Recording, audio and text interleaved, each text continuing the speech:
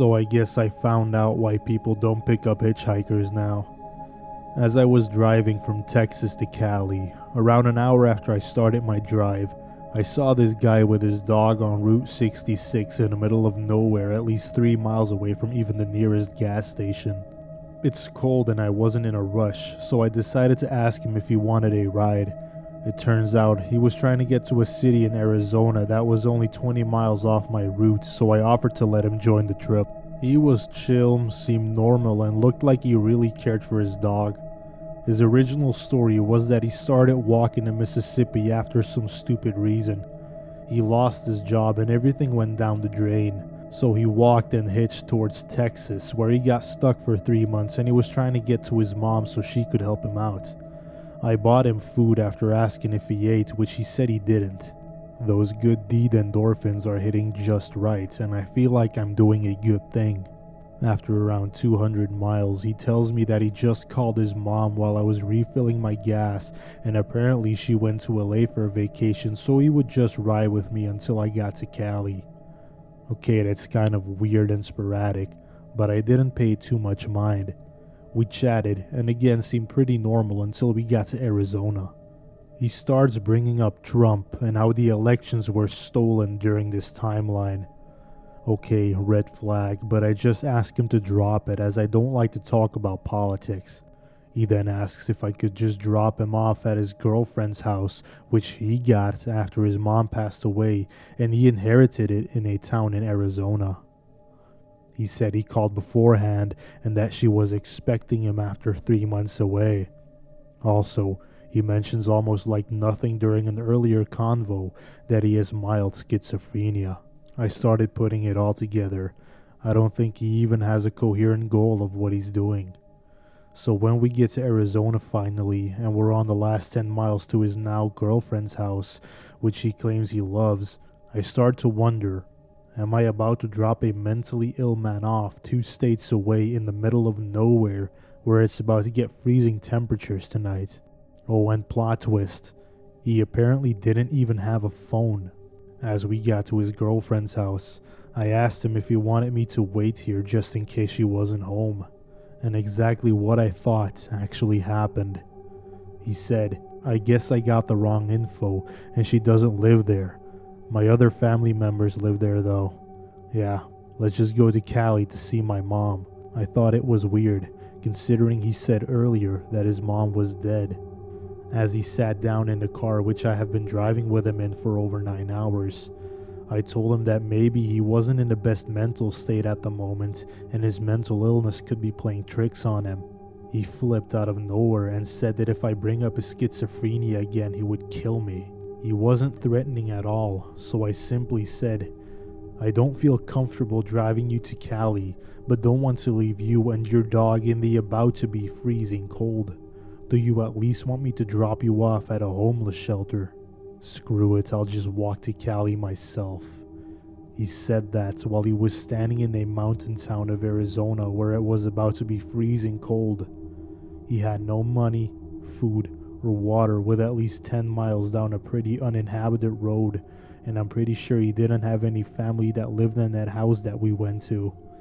He just left with his dog, and I sat there dumbfounded and then left as there was nothing more I could have done at that point. I don't know where this guy is right now, but I just hope him and his dog are safe and that he gets the help that he so desperately needs. This story took place when I was about 23 years old, close to 10 years ago.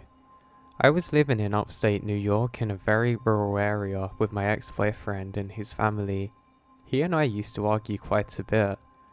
Now one morning, before he went to work, he and I got into a very heated argument. He was 20 years my senior, but during this particular fight he acted honestly juvenile. He jumped out of bed, flips me the bird and yells, "If you don't like it so much, then why don't you go back to the Bronx?" And that was all the prompting I needed. I threw on my Uggs, winter jacket, grabbed my cigarettes and flew out of there. I am, however, unfortunately an impulsive person and didn't actually think to grab my cell phone before storming out. I didn't drive, so my only option is to walk.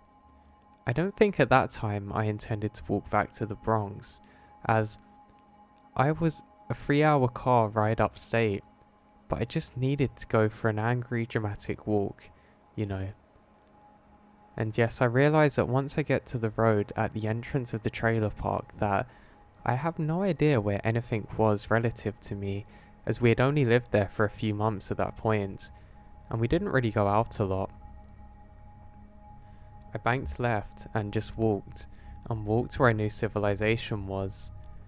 I found myself walking alongside a very busy stretch of road, with an 18-wheeler flying by every so often, actually spraying me with slushy snow and soaking my shoes. I actually see my then boyfriend on his way driving to work. As he sped up as he drove past me, evidently still angry about our fight. I thought for sure that he was going to turn around at some point, but he never came back. I pressed on, deciding instead to try and walk to my best friend's mother's house, which I knew should be in the same town. It started to snow and I was losing momentum. I passed by the VFW, where a nondescript pickup truck was parked in the driveway. It wasn't until I passed that I even realised the driver's in the front seat. He called out to me saying, "Hey honey, do you need help?" My stomach churning, realising that I would have to accept this stranger's offer. I approached the truck slowly now and tried to weigh in on my options. He was a clean-cut, seemingly normal older guy, grey hair, greenish-bluish eyes, just I don't know, average. I blurted out, "Are you a good guy or bad guy?" And I cringed at myself for asking such a dumb question, and he said, yeah, I'm the good guy. Actually, I wouldn't tell you if I was a bad guy."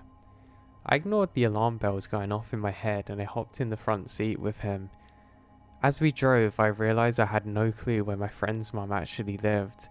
I knew the name of the road she lives on, however it really spanned a good distance, so it wasn't very helpful in terms of finding my destination.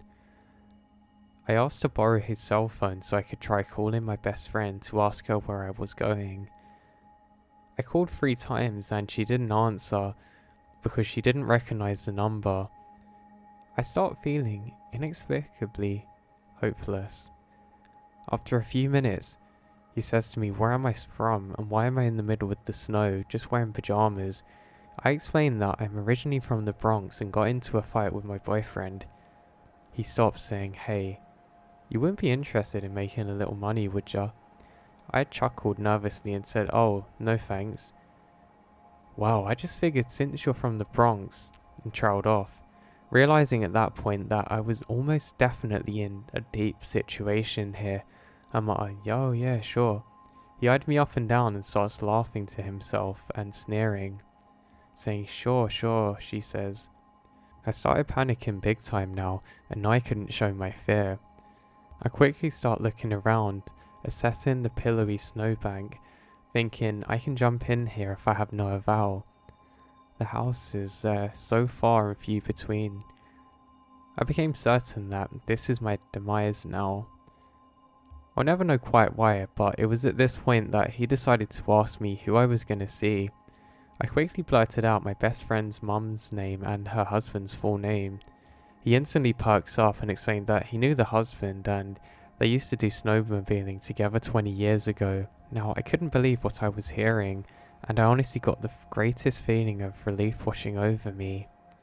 He said that he knew exactly where the old buddy lived. When we finally pulled up to that big old yellow house, it was like arriving to the promised land. I sheepishly asked his name, Steve. He then asked for mine and I gave him a fake name, spat out some rubbish and then ran as fast as I could from his truck to the porch. I crashed through the front door and locked it behind me. I immediately start crying and running through the house to try and find my friend's mum. I had awoken her from a deep sleep, but she didn't say a word to me upon seeing how shaken up I was. Once I knew I was safe with her, I explained everything. The fight, the fleeing, the weird guy and the weird thing he said. Horrified and curious at the same time, she made me promise to never do anything so reckless again, and that if I needed to call her, I could. She told me that she would ask her husband when he got home about this guy and find out more about him. I returned to my boyfriend's later the same day, and I really tried my best to forget about the events of that morning. The following day, my friend's mom called to tell me that Steve was a dangerous person and her husband had cut off communication years ago. The last he heard about Steve is that he had been arrested for sexual assault. She then went on to point out how incredibly easy it would have been for him to hurt me and just leave me in the middle of nowhere in the cold, and no one would look for me, not to mention that I might not have ever been found in the first place. When my son was a baby, my mother-in-law would watch him for us while we worked. Because my shift started at 6 a.m., I would pack the baby up early to drive him to my mother-in-law's house and then turn around and go right to work. One particular morning, I drove at around 5:15 a.m. to drop off the baby to my mother-in-law. It was mid-October and the sun wasn't quite up yet. Near the side of the road on the opposite side, I noticed an older model black vehicle sitting with no driver or passenger. In retrospect, it stuck out because it wasn't quite parked at the side of the road, but it wasn't sticking out to block traffic either. It legit looked stranded.